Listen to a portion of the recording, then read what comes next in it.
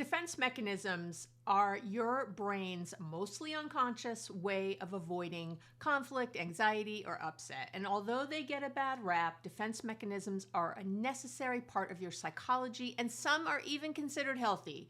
Today, you'll gain some self-awareness and insight as you learn all about defense mechanisms and where you fit. So stay tuned. Welcome back to the podcast. Here I am, Dr. Abby Medcalf. You know who you're listening to. I don't know why I say that every time, but I do. And, we all love each other, so we'll put up with it. I am very excited. By the time you listen, this is what's hard. I record the podcasts, sometimes a couple months in advance or more. And my book is coming out in November. So by the time you listen to this, I think it'll be the end of October. Or maybe you listen months later of 2023, and my book should be out in mid-November. So I'm really excited, and that is the Boundaries Made Easy book. It is everything I've ever taught, learned about boundaries. Boundaries are the answer to every problem you have. Trust me, it's getting better ones. So I will keep announcing here on the podcast when the book launches. You'll be able to get that, hard copies, electronic, paperback, and I'll have an audio version also coming out, I think, in December. So the audio drops about a month after, the audio version of the book will drop about a month after the book comes out. So if you want to wait for that, you can. And that's it. So let's get to it. This is a good topic today, people. I know, you're excited. So as I mentioned in the intro, defense mechanisms can be deemed healthy or unhealthy, or as we psychologists say, maladaptive or adaptive. And I'm going to be sharing a big list with you today, but please note that list is not exhaustive. It's not in any particular order. So there you have it. And I'm going to be sharing the more popular ones that we know about, of course, and then and the ones that are probably more maladaptive. And then I'll be getting into the ones that are more adaptive, that could be healthier. Any defense mechanism, when used, in an extreme, of course, is unhealthy. So, but we'll get to all that. And then I've got 3 tips at the end, because you know me, I can't not give you tips. I can't not give you actionable tools to walk away with. So let's get to it. So the first defense mechanism I want to talk about is projection. I think I have like 10 of these, so get ready. But I'm going to go through them relatively quickly.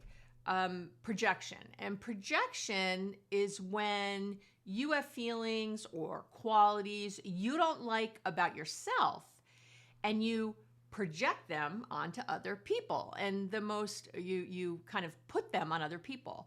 So the most common example of this is when you don't like someone, but you say that they don't like you. That's what I see all the time. I'll have someone I've had this where clients have said in the past, well, I didn't think you liked me. And I'm like, I don't think you liked me, because I know I liked you. So it's okay if you, although I guess not for a therapeutic relationship so much, although sometimes it could be very helpful. If you meet with a therapist and you don't like them right away, I would still check it out. I always tell people go to a therapist 5 times before, at least 3. I'll say that, at least 3 to 5 times, unless there felt like something really triggering and abusive. Obviously, get out of there. But a lot of times you might not like something in someone, but they're the best person for you when it comes to therapy. That's not always true. Sometimes you have a good first instinct that it's not a good fit, and it's just not. But it's important, I think, to let yourself relax into the process a little bit and see. Being with a therapist is a lot like dating, and sometimes, you got to go on a few dates before you can be sure. But anyway, so I do see projection showing up in couples, because I'm going to try to talk about, individuals, couples, work, whatever. But I think the most common thing I see in couples is where one person is cheating, but they're accusing their partner of cheating. And really you've probably had that situation. Someone listening right now has had that situation themselves. They had a partner at some point who was cheating, and it was accusing them of cheating. They thought they were crazy, and they found out later that the partner was cheating. And you think, oh my gosh, how dastardly, how they were really like, what a narcissist, and this and that. And I will tell you that, yeah, they might have been a narcissist, but not everybody who cheats is a narcissist. And I hate when people throw that word around. And they might, believe it or not, it might have been an unconscious defense mechanism, because their psyche is trying to preserve their self-image, what they think of themselves, by justifying what they're doing. And if you're cheating, but then decide your partner is cheating, you're kind of letting yourself off the hook. Your behavior is no longer so bad, and you don't have to feel so guilty. If your partner's doing something wrong, then what I'm doing, you can rationalize it, which is another defense mechanism I'll talk about. But I do want to say that projection, those are the way it shows up. Those are the ways it shows up. And for you yourself, really take a look when you're always thinking that someone doesn't like you or that person's mad at me. Really just take a minute and check in and see if you're the one who doesn't like them. And if you're the one who is angry at them, just take that second and check in, because it doesn't mean it's not true that they're feeling it too.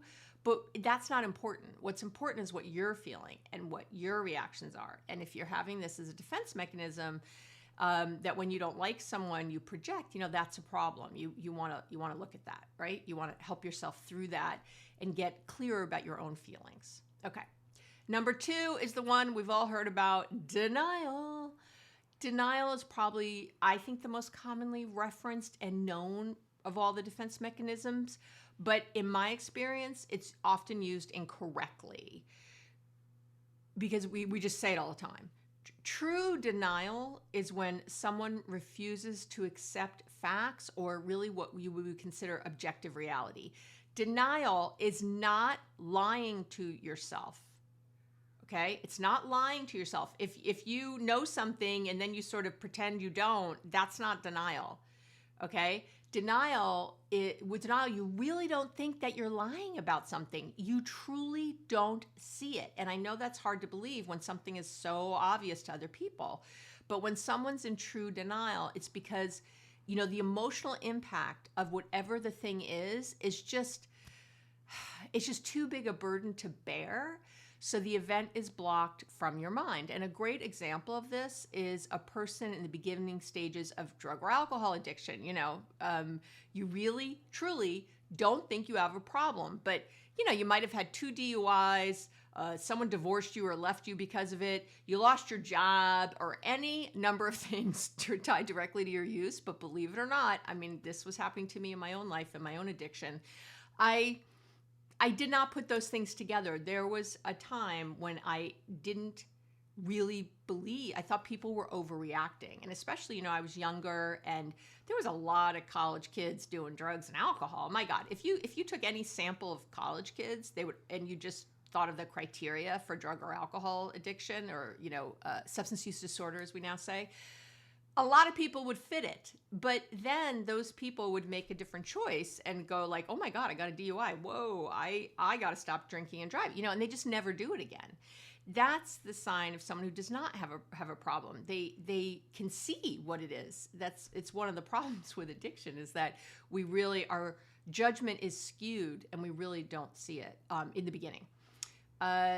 Another example, and I'll tell you, the biggest case of denial I ever had, and I have shared this on the podcast before, it's been a while, but when way back in my early years of counseling, I worked at St. Luke's Roosevelt Hospital in New York City. And I remember this woman, I was doing a round in the emergency room, and this woman came in, and with this huge, it looked like she had 3 breasts, for lack of a better way to say it. It was just enormous, this physical growth in her breast area.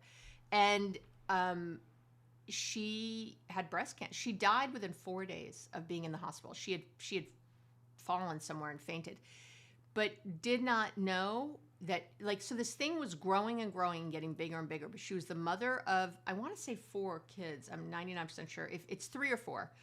And she was a single mom. She was working 2 jobs. She couldn't be sick, and she couldn't leave her children. It couldn't be a possibility to have cancer. So even though she had this growth and it was very obvious, and she obviously should have had it checked a long time ago, she didn't. And in those days, people didn't have health insurance, here in the United States, that was common, and you just didn't carry health insurance. And so there was no way for her mind to make sense of any world where she had cancer or she had a problem that had to be addressed because she couldn't stop working. She couldn't stop taking care of her kids. So she, quote unquote, ignored it. But again, it was unconscious. Her brain took over and made it not real for her. So she wasn't lying to herself. She wasn't looking at it every day and going, oh my God, I have a problem. I have to check this out.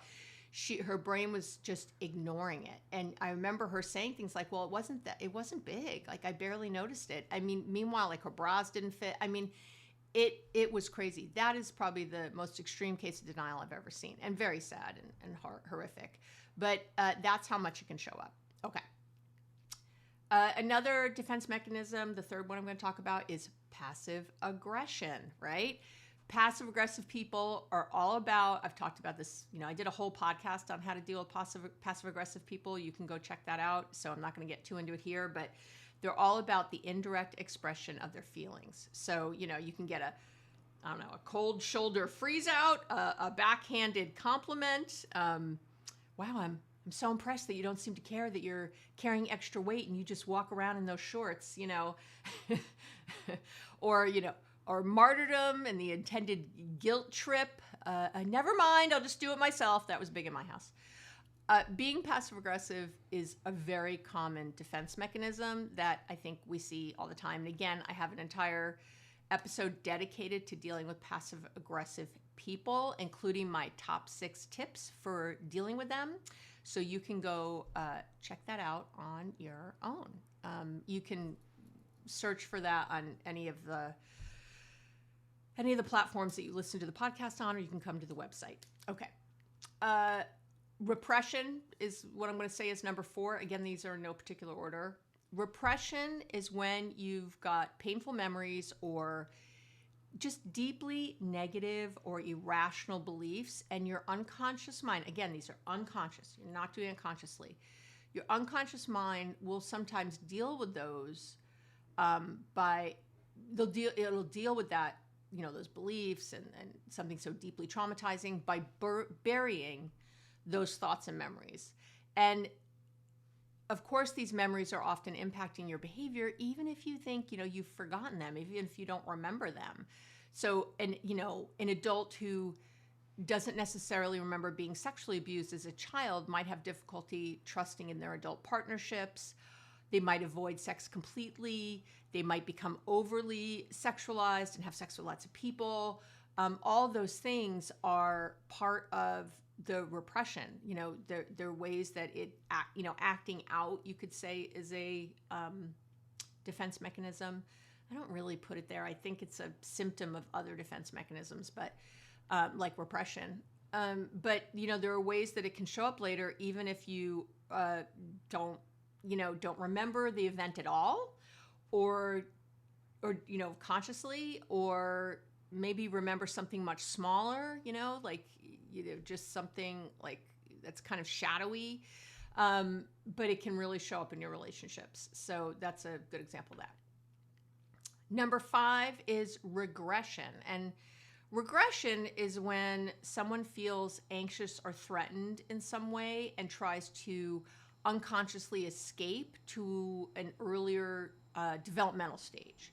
And what you see the most commonly is, let's say you have a child and they turn 4 or 5, and then you end up having another child, right? And that older child will start sucking their thumb again. They might want to be picked up all the time.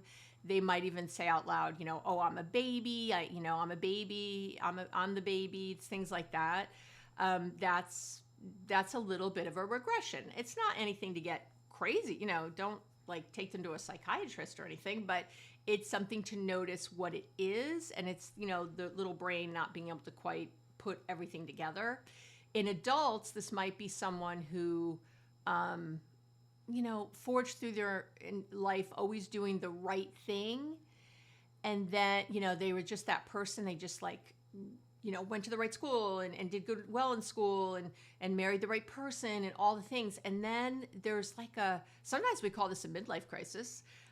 There can be a crisis of sorts, and they start acting like a teenager, sort of. They might start cheating, having sex with a lot of people, forgetting their responsibilities. compulsive. What I see in my practice is people who start compulsively eating comfort foods from their childhood.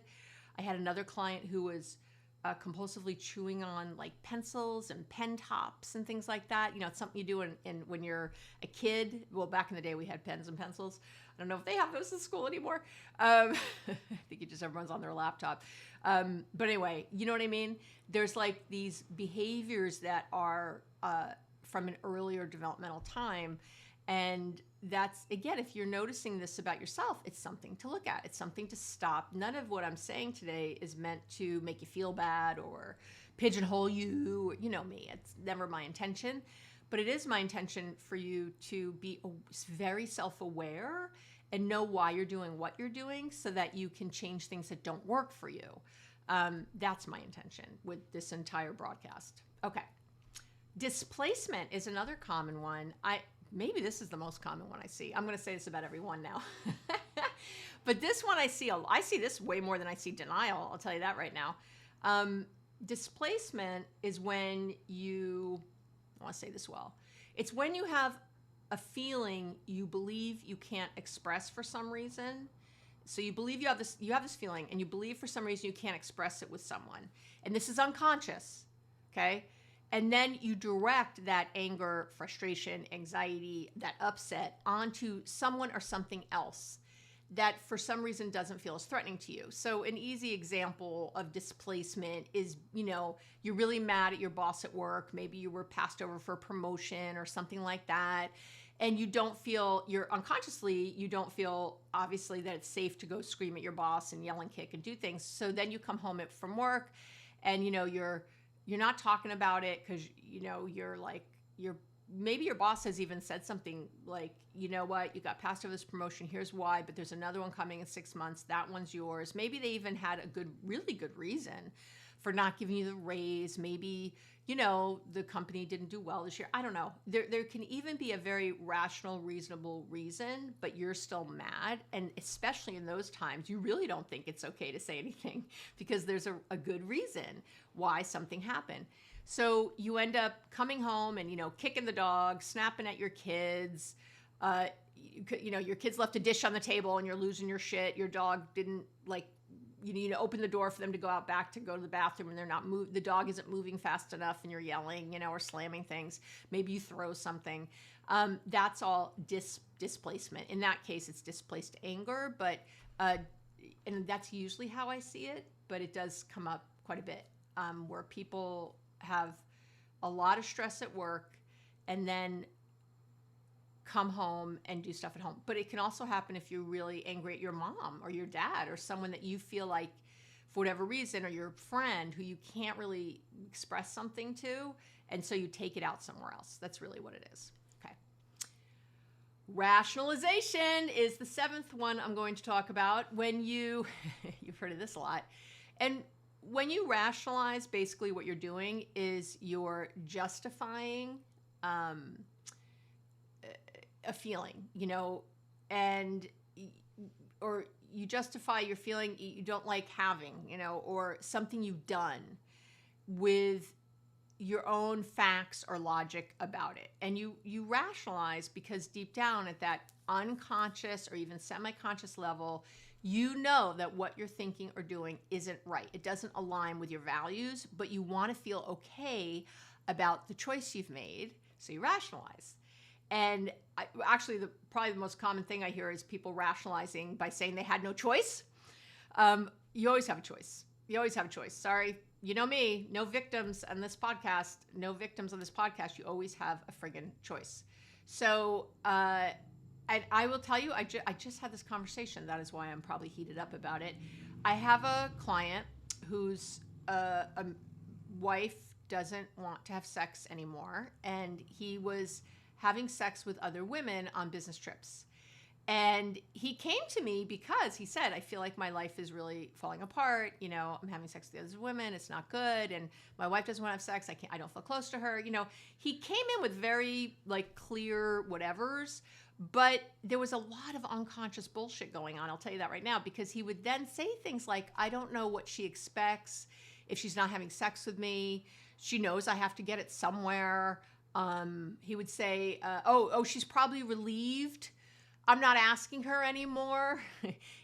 That's rationalization. That's justification.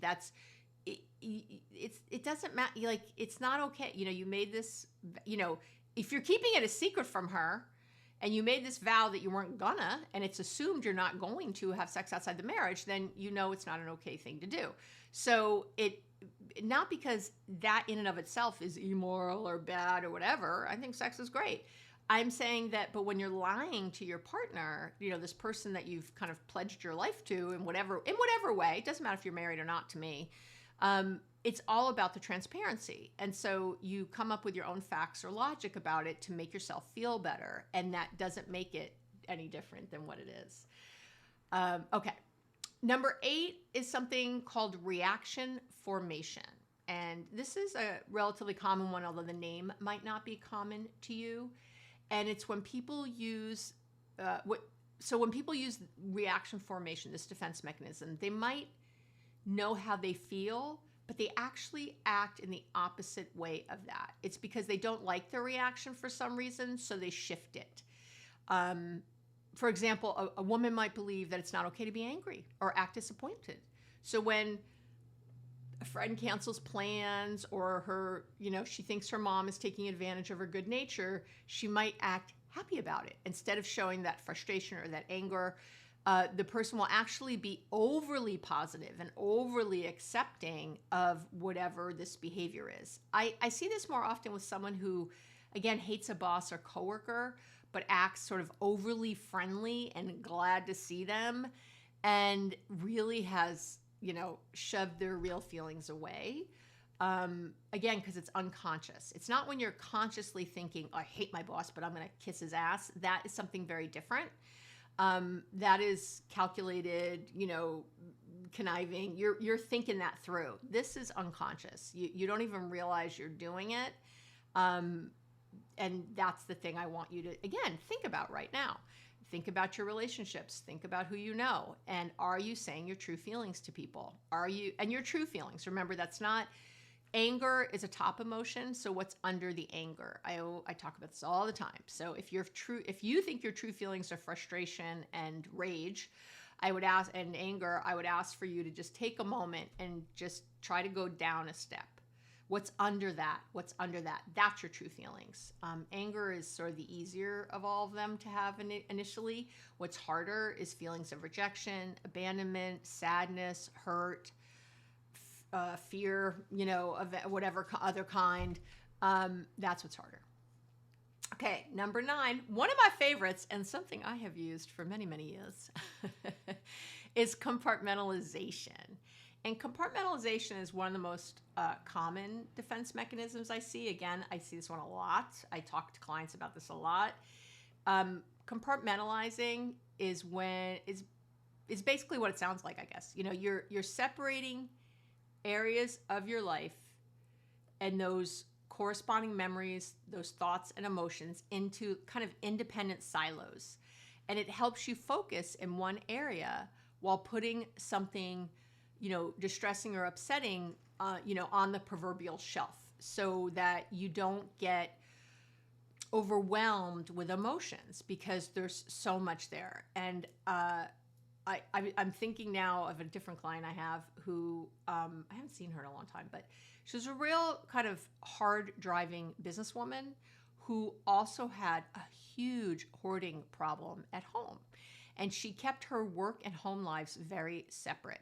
And she also kept the people in her personal life very separate from one another, making, that whole worlds colliding thing, making sure that worlds don't collide. And, so she was presenting one way what people would see, and she was compartmentalizing all this other stuff. Another really common thing is when people compartmentalize trauma from their past in the same way. There's this trauma that happened, and again, it might be even repressed, but you might know it and just you compartmentalize it. It's sitting over there on a shelf, and you don't think that has anything to do with how you're acting, your rage with your partner right now. And that's, obviously often a big mistake. So I did this for years. I still do it a little bit. I'm going to be honest.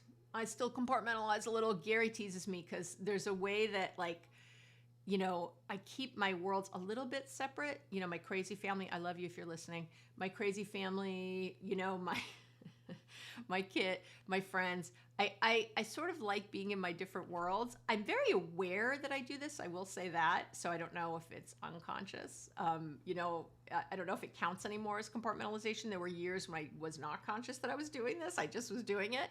So I don't know what it's called now, but I still lean towards that way. I've shared before, I have an avoidant attachment style when I'm not doing my great therapy. Thank you to my therapist if she's listening. I've worked on myself over the years to not be avoidant, and it is still that little thing in me where I kind of like to keep myself outside. It's why I'm not a fan of social media at all. I don't like my world out there. I don't post pictures of my kids all the time. I don't even like to post pictures of myself all the time. I tend to be more private, which I know is hard to believe because I share about my private life quite a bit on here. But I do. I like it to be controlled. I guess that's it, right? Because I'm a control freak, as we all know, control enthusiast. And I like it to be controlled. Am I having a little therapy session right now? Are you getting deep into Abby's psyche right this minute? I always think it's important to share some of this stuff because otherwise I can seem like this perfect person sharing perfect information. And I'm certainly not. I really, everything I teach, I was doing this podcast. I was gathering all my information. I was looking at all the research and I was putting things together. And I was, right? I was self-reflective. I was trying to be self-aware. Which of these do I do? What do I still do? What did I used to do? It's always helpful for me, the podcast. And I learn so much about myself and my world and people around me that I love and you, who I also love. So anyway, I think it's important to share. Again, if it's not something you like, this is not the podcast for you. If you don't want to hear me talk in other ways and maybe have a little tangent and come back, then I'm not for you. Or speed up the episode, to 1.5 speed and get through it. I don't know what to tell you. Okay, but I love you. And if you're here, I'm glad. So compartmentalization, I think it's a big one for everyone. For a lot of people, sorry, not everyone. For a lot of people, and something they might not realize they're doing is my big point, because you're maybe a little avoidant and you don't realize that they're sort of attached because they tend to go together. Okay. And if you haven't listened, I've done lots of, if you put attachment style and Abby Medcalf into whatever search engine you're in, that episode will come up. And I have a few episodes on attachment, and you can listen to those. And I talk about attachment theory quite a bit in my new book coming out, Boundaries Made Easy, which will be out in November 2023. Okay. Number 10, and you'll be able to buy that on Amazon, by the way, and from my website. So no worries about where do I get it. It'll be in all those places. Number 10 is intellectualization. That's a long one, isn't it? I'm going to take a sip of water to talk about intellectualization. I have many clients. I'm trying to think, is this the most popular one around my client? Maybe not the most popular, but it's pretty popular. I have a lot of clients who default to using their brains, not their hearts, when they're faced with difficult interpersonal situations. So when people intellectualize, they attempt to take, what they're trying to do is take all the emotion out of their thinking and responses, and they're trying to focus on, the facts, the quantitative, the tangible facts, the proof, the evidence. And, that's just not how life works. And it is a means of protecting your heart. It is so sometimes, like in an argument or something, or, even in like when I do couples work, or even when I'm just speaking individually with someone, I'll, kind of talk about, where's your focus? Are you focusing on kindness with your wife, let's say, or your partner? And they'll say, well, but they're not kind to me, and they do this, this, and this, and they list all the things, and, and I have to keep bringing them back to heart. It's like, but you're in a love relationship. Does it feel loving not to be kind? So, you're not in a business relation. It's kind of run like a business if you have a household, but you know what I mean? The relationship itself is based on love. It's based on openness and compassion, those things. It's not based on facts and things. So it's a way, though, to try, it's because that person feels so deeply that in a way it's kind of like a compartmentalization, but it's how they stay safe by using facts and tangible things to avoid emotion. So that's really what intellectualization comes down to. And the last one I'm going to talk about is dissociation. Sorry, dissociation. It's not disassociation, it's dissociation. I just want to make sure I'm saying it correctly. And this one I see the most commonly with any kind of trauma survivor, but even if you haven't had trauma, this could be something that happens for you. Dissociation basically happens when someone feels something is happening, right? Some feelings are coming in and they dissociate. Their psyche does. It pulls their mind pulls themselves out of the situation.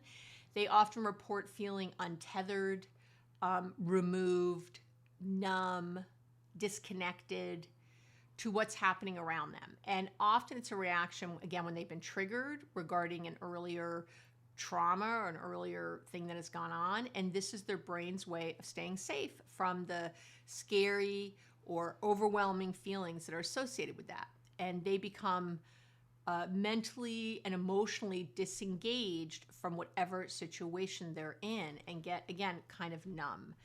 And I know if you're in an argument with this person, it can feel really bad because it suddenly feels like the person doesn't care, that they're just off, in some other world. And I really need you to have lots of empathy for that person in those moments and see about bringing them back to, the conversation. Grounding techniques are really the best thing to be doing in those moments. You know what? I'm gonna list. Sorry, I'm writing it down so I remember. I'm going to have a list of grounding techniques for you if you come over to the website. I have a list of them if you don't already know them. From the research, of course, it's not stuff I made up. And I'll have those listed. So it's really with dissociation, it's really one of the better things to do in the immediate. And if you're talking to someone who dissociates and you can tell that sort of blank look that happens, you can do some grounding with them. And it's very helpful. It's very easy to do. It just takes like a minute or two, and it is very helpful. So I will list those on abbymedcalf.com / you can go to the podcast or relationship tips and tools. I always do a corresponding blog for every, I would say 99.9% of all the episodes, so that you can easily have notes and, download things and look at the research and all that good stuff. Because all the links are there and that kind of thing. Okay. So let's get to adaptive defense mechanisms that I mentioned earlier, right? There are also more helpful defense mechanisms. And again, these are known as adaptive instead of maladaptive. And there's just a few of these. So there's number one, which is my favorite, humor. Humor. Hello, my name is Abby, and humor is my number one defense mechanism. I tend to use humor everywhere, and I sprinkle it around like confetti. And again, these are conscious, not unconscious. These are things so sometimes you could be using humor unconsciously, right? That's true. But in a majority of the time, again, you know that you're kind of making a joke or trying to ease a situation. When I'm uncomfortable in whatever situation, for me, finding humor helps me to put things in perspective. It helps me take a step back so I'm not quite so scared. That's why I do it. I also find that it can help me bond with whoever I'm having this difficulty with, so we can get to solutions, quicker and easier. So for me, sometimes maybe I'm being really controlling, like I just mentioned, and one of my kids will, or I'll even notice it right away. I'm like, oh crap, I just said something ridiculous, like telling Gary to bring an umbrella or something, like a grown man, right? And he'll kind of look at me and I was like, oh, and I'll laugh. I'll say something self-deprecating, like, oh yeah, I forgot that, you were in the Navy and you've been working for years and very successful in your life without me telling you to bring an umbrella, and then we can both sort of laugh a little, and he knows I've seen it. Or sometimes he'll use the humor, and, he might say, "Oh my God, babe, thank you so much. I need an umbrella." And like, he'll just sort of make a joke about it. And not nastily, but a true, like, funny, sweet kind of way. And it really helps diffuse the situation and sort of bring us back to present, right? And like anything, like I said, humor can also be used too much and then be maladaptive. If your partner is trying to have a serious conversation with you about being triggered by something you're doing, like triggering the earlier trauma, don't make a joke. It's important to understand that there's a time and a place, and not everything can be made funny. But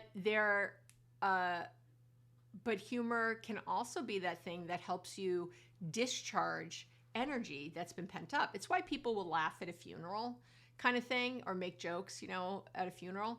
One of my dear, dear friends, it was just her yahrzeit, died, 16 years ago now. So now, how old's my daughter's? 17 years ago now, from ovarian cancer. And it was just horrible. And at her funeral, at her memorial service, I was asked to speak, and I had to go up right after her daughters. Oh my God. So her daughters are up there. It's just, there's not a dry eye in the house. And it was huge, showing. She was an incredible person, and I was very honored to speak.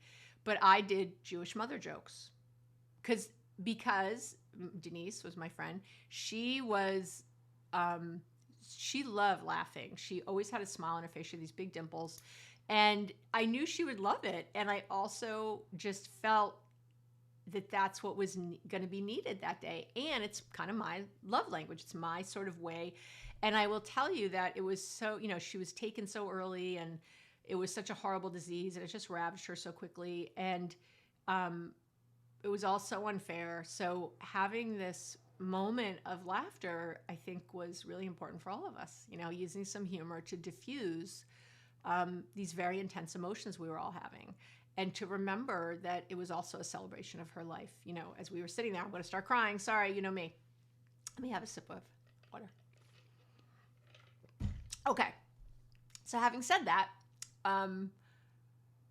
that it can be used maladaptively if you're not careful. But I found that once a connection is made, I think humor can be used to lighten a difficult issue and, again, help you gain perspective and increase communication. And that's the biggest thing for me about humor. It's not to deflect all the time. It's to give me perspective. It actually helps me deepen. So I think that's the way you'd have to look at it. Are you using humor to deflect so you don't have to look at something? Or are you using it to really be in the moment? Like when I tell Gary to bring in an umbrella and I'm like, what the hell am I doing? Do you know what I'm saying? Like, it can again be very bonding. So think about it. If you use humor, are you using it in a healthy way or an unhealthy way? And if it's unhealthy, how can you use it in a healthy way? Sublimation is the second one I'm going to talk about. I think I have 4 of these in my head. Yeah. Sublimation is when you find a way to do something positive instead of something negative or harming yourself when you're having a difficult time. So you might go for a run instead of punching a wall. It's something considered more positive in the culture, right? Or throwing something or something. You might go play tennis or go for a walk when you're feeling overcome with an emotion. But sublimation is a defense mechanism. So just know that it's been called a mature. These adaptive ones are also called mature defense mechanisms because it's something we often learn as we get older. But I know some kids who sublimate, so, and I don't think it's always so healthy there, but it's a way, really, sublimation is a way of redirecting strong or overwhelming feelings into something that's considered more appropriate or deemed okay. And how it can go wrong is how I often see this show up with my clients as maybe workaholism or excessive exercise. It's, if you feel great at work, right? Let's say you feel like a crappy parent, but, you feel really good at work. You get positive feedback and all that. So you will take these overwhelming feelings about feeling like a crappy parent at home and you will work too much. You'll be at work way more than you need to be, so you don't have to deal with the interpersonal relationships. What's sad, of course, is that then the interpersonal relationships suffer because you're working so much, and then you avoid them even more because they're really falling apart. So it's like it can be a nasty little cycle there. So again, if you're aware that I go meditate when I'm feeling overwhelmed. That's great sublimation. That's a good use of that. It's very conscious. I know that I'm having a lot of feelings, so I might go meditate, take a minute. I might call my bestie Rhonda. I might call my other really good friend Stephanie. I might cook. I cook. I use food a lot. Obviously, if I was stuffing my face with a package of Oreos, that would not be good.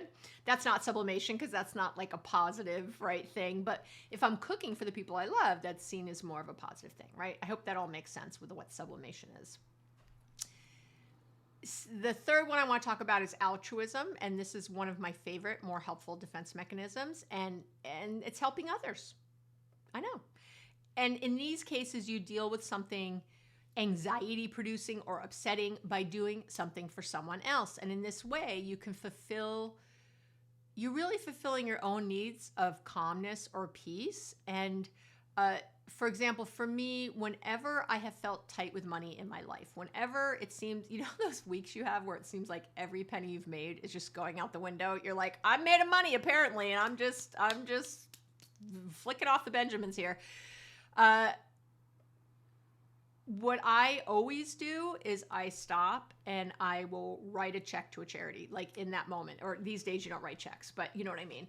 That is my reaction to anytime money feels tight. I think of doing, first of all, like how great, how blessed we are, all the good things, right? How much grace is in my life and how much abundance I have and how much more I have than so many people. So it's a really wonderful thing to do, right? To give, to donate to charities that I believe in, and I feel better for it. Like it takes me out of my head, and one more time it gives me perspective. That's what I love about it. When I'm doing something nice for someone else, it gives me perspective. It helps me shift my emotions in a moment from fear to love. And that always helps. And by the way, just from a brain perspective, which I've talked about so many times on the podcast, when you're in that fear mode and your amygdala is lit up, you're not accessing the rational, your prefrontal cortex, your neocortex. You're not accessing the rational, love-based parts of your brain. And so you really can't, you're just seeing kind of red, and you're not really seeing the situation for what it is. So it's helpful on so many levels when you're feeling that way to think of doing something. If you're angry at your spouse or your partner, one of the best things you can do is do a random act of kindness for them. Do something though that they cannot know it's you, so you don't get upset later that they didn't say thank you. Or try to do something where they don't know it's you. Really, just with your whole heart, do something loving for them, and you will find that you feel better, and that it strengthens the relationship when you're in a bad place. It's just, I gotta tell you, love is the answer a lot. But anyway, so it brings us back to rationality and collaboration in a wonderful way. And again, as with others, if you go too far with this, you end up with maladaptive behaviors like codependency and people-pleasing. Obviously, that is not what we're trying to do. This needs to come from a certain place. And then I think the last one I'm going to talk about for these adaptive ones is something called suppression. Now, so it's very similar. Don't confuse suppression with repression that I mentioned earlier. Suppression is consciously keeping kind of yucky information from your conscious mind, while repression, it's the same, but it's unconscious. So it's unconsciously keeping things from your conscious mind. Right? I know. That's repression. Repression's not good, but suppression can be really, really helpful. So in this case, you might clearly remember, you were abused as a kid, let's say, but you do some therapy and then you consciously choose not to think about it or talk about it all the friggin' time because it makes you feel bad. and you've done some work and you're ready to find some ways to move on. It comes up sometimes, right? There'll be a little trigger. And then that's when you might use cognitive behavioral therapy, rational emotive therapy, cognitive reframing, all things I've talked about in the podcast. Go do searches on those terms. You might use something like that so that you can think yourself through it differently and, again, sort of put it away. This is not compartmentalization in the maladaptive way. It would be more kind of akin to compartmentalization in a very healthy way, where you're, conscious that you're doing it. That makes all the difference when your conscious is driving your behavior, which is very little of the time, frankly, or when your unconscious or subconscious is driving it, which is most of the time, which is often the problem. I lied. I'm going to give one more. I just thought of one more. Another adaptive one is anticipation. And let me talk about it. So this is when people use this defense mechanism, again, in a healthy way, is when someone spends time thinking about, you're thinking about what could go wrong and then taking steps to mitigate it or avoid it. So in the case of it being healthy, you might be someone, let's say you have a job interview coming up. And so, you spend some time, you're nervous about the job interview, right? You really want this job. So you spend some time learning about the company, feeling like you know who they're about. You spend some time even in doing some research on the people who are going to be interviewing you. You know what I mean? Maybe you role play the interview process with someone. If you're doing a lot of my data people that I have in my practice, data analysts and things like that, they often have to do a physical presentation, some kind of PowerPoint-y kind of thing. So you might practice that with someone else, and all of that is great because it's attempts to decrease your anxiety and you feel like, okay, I feel as prepared as I can be. This feels good. But once again, if you're obsessing about this interview and staying up all night worrying, it's not a healthy response. If no matter how much you look up, it's not enough. And oh my God, and what if this person does that? Obviously that's crazy town and not what I'm talking about. But in general, thinking of things and trying to maybe anticipate what could happen and trying to be prepared, that's fine. Again, it's just you don't want to be overly prepared or obsessing. Okay, so let's get, my tips are quick. So I'm just gonna rattle these off because these are my 3 tips for coping with unhealthy defense mechanisms. And I think you have guessed them, and I'm just gonna say them out loud. The first tip is self-awareness.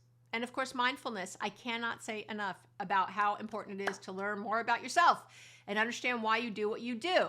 And I've written a lot about increasing your self-awareness and being more mindful. So I'm just not going deep into that here. What I will recommend as a starting point, if you go back and listen to my episodes on these things, again, look up the keywords, you can do it. What I would recommend as a starting point is to ask 3 trusted people in your life for feedback about, and ask them to name 3 strengths and 2 limitations, or 3 strengths and 3 limitations if you want to do it that way. And then spend some time, but then do something with that. Spend some time shoring up your strengths and working on your limitations. Think about it, and if you ask 3 people, let's say, for the things, you'll probably get the same thing over and over. You'll be surprised, the same strengths and the same limitations. So it's, but it's nice to go like, okay, this is the kind of preponderance of evidence of these things. And so you don't hear the limitations and go, oh, I know, I've tried and nothing works. I mean, that's just such crap, right? Instead, you're like, okay, I really got it. I've tried before to tackle my controlling behavior. It sounds like something I still have to work on. What haven't I tried? Or have I tried something in the past, but now I'm in a different place in my life and I could try that again and do better. You want to be thinking that way. Tip number 2 is to try therapy or coaching. There isn't a person I can name in the whole wide world whose life wouldn't be made better by some good counseling or some targeted maybe coaching if you really don't believe in therapy. It's all about finding something or someone who's that right fit. I've said again, it's like dating. When that happens, you can really make inroads into self-awareness and change. I just have to say that. And then I would say tip number 3 is to be open to learning. If you're using some of the unhealthy or, again, maladaptive defense mechanisms, it's time to be open to learning some new and healthier coping strategies to deal with your, thoughts and emotions. So it can mean reading books, attending workshops, listening diligently to my wonderful podcast, or any number of things that for you are going to expand your horizons and practice new skills. But the big key is you have to practice. Listening right now is great, but if you don't take action steps, you're not going to get very far. Attending a workshop or reading a great book is also awesome, but if you don't have, clear, actionable takeaways, you're not going to change your behavior. Reading and listening, I know what happens. You read the book and then you read another book and another book and another book. And it's like when my Boundaries Made Easy book comes out, if you were to read that and do everything I have in there, I've got, me, it's so packed full of action steps. I can't even tell you. In all the different areas, very, very targeted little areas, what to do when people won't take no for an answer. It's like targeted tips. When they're passive aggressive, what to do. Here's a targeted tips, right? Here's the 3-step process to creating your boundaries. And, here's here's how you enact them. I mean, I get so nitty gritty in this friggin' book. It's unbelievable. I'm, again, really proud of it. If you were to do everything in that book and just do it, you don't have to do everything. Actually, that's the beauty. But pick out the ones that are hard for you. Obviously, do everything about making your boundaries and how to hold them and all that. But then to really focus on the areas that you're a little limited in, just do that and focus on one thing a week or a month, and you will find your life changing drastically, without a doubt. But what I find people do over and over is that they listen, but then they don't do the work. They don't do what's next. And I say all the time, it's like wanting to get fit. If you meet with a trainer once a week and do nothing else, you don't change your food, you don't work out on your own, you don't go for longer, you don't walk farther, you don't choose to walk more stairs or whatever, you're not going to get fit. You're going to learn a lot about fitness. You're going to understand a lot about fitness, but I don't know how fit you're going to actually be, or it's going to take friggin' forever to get fit. But when you start changing the things in between, that's how you get fitness. And I will tell you, to a person, the clients I have, the couples, the individuals who do the fucking homework that I send, because I send homework after my sessions, when they do the homework, when they follow through on my recommendations, they get better quickly. Those are the people who are not in therapy very long. Or who maybe are in therapy longer because they just love it. They're finding it like their life is changing so dramatically. These are the people who are really making inroads into a new way of being and finding it not so hard. Every time. But when I have couples who start and say, I didn't have time to do the homework, we haven't sat down yet, we haven't done it, or an individual does the same thing, it's like, I don't know, I love you and I'm going to try to help you, but I can only go so far if you won't pick up the ball at home. Again, if you're not going to change your eating every day, if you're still eating like crap, even if you met with your trainer twice a week, you're only going to get, or 3 times a week, you're only going to get so fit. You really have to look at your daily activities, your daily thinking, all that to really make change. So, see, little Jewish mother bossiness there, just to close out the episode. I love you. That's why. Oh, I see it for you. I see your life. I know you can do it. I literally thousands, in this almost 40 years now I've been doing this, literally thousands of people. I hear from you. I get emails from people who are doing the tips and changing their life. So I know you can too. These people all over the world, all different walks of life. I've been, again, doing this a long time. I'm telling you, you can do it. I have absolute faith in you. Do not get overwhelmed with the process. Do one tiny thing, one small thing. So it's all you got to do. It's all you got to do. Choose the one thing and stick with that, and just do that until it feels good or better or easier. And then maybe take on one more thing. That it just, slow and steady goes the race. Okay. That is it for today, for this week. Love you so, so much. Have an amazing week, and know that I'm over here caring about you. All right. Take care, and I'll talk to you soon.